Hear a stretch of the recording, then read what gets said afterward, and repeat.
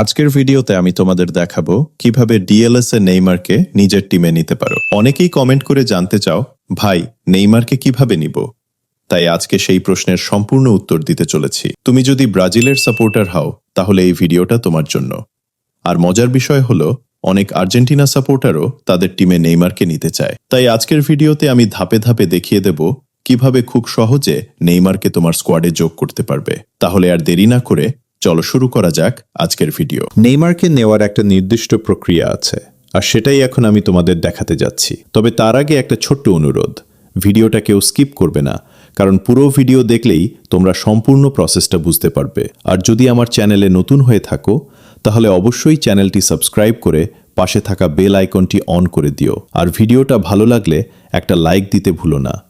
তাহলে চলো এখন শুরু করা যাক। নেইমারকে নেওয়ার জন্য হয়তো তোমরা ইউটিউবে অনেক ভিডিও দেখেছ, কিন্তু বেশিরভাগ ভিডিওতেই সঠিকভাবে পুরো বিষয়টা বোঝানো হয় না। আজকের ভিডিওতে আমি এমন কিছু কার্যকর টিপস শেয়ার করব যেগুলো অনুসরণ করলে নেইমার পাওয়ার সম্ভাবনা অনেক বেড়ে যাবে। সাধারণভাবে নেইমার বা অন্য কোনো প্লেয়ার নিতে হলে সবাই প্লেয়ার ট্রান্সফার অপশনে যায়, কিন্তু এই পদ্ধতিতে নেইমারকে পাওয়া খুবই কঠিন। তাই তোমাদের একটু ভিন্ন উপায় অনুসরণ করতে হবে। এখন আমি তোমাদের সেই টিপসটাই বলছি। এই ট্রান্সফার অপশনে বারবার গেলেও নেইমার নাও আসতে পারে। নেইমারকে পাওয়ার জন্য আমি তোমাদের একটি বিশেষ লিঙ্ক দেব। এই লিঙ্কটি আমি FTG থেকে সংগ্রহ করেছি। এখন প্রশ্ন হলো, লিঙ্কটি কোথায় পাবে? আমার ভিডিওর ডিসক্রিপশনে একটি হোয়াটসঅ্যাপ নাম্বার দেওয়া আছে।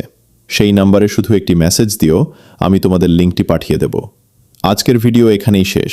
যদি ভিডিওটি ভালো লেগে থাকে তাহলে অবশ্যই একটি লাইক দিও, চ্যানেলটি সাবস্ক্রাইব করে পাশে থাকা বেল আইকনটি অন করে রেখো। আবার দেখা হবে পরবর্তী ভিডিওতে। আল্লাহ হাফেজ।